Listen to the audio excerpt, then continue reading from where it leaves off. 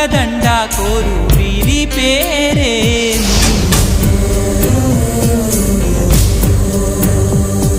ఇది మనుషులు ఆడే ఆట అనుకుంటారే అంతా, ఆ దేవుడు ఆడే ఆట అని తెలిసేదెప్పుడంట.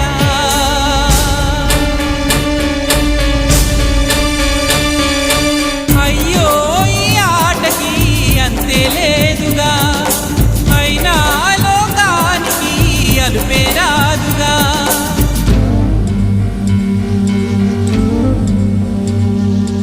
వీరి వీరి గుమ్మడి పండు వీరి పేరే.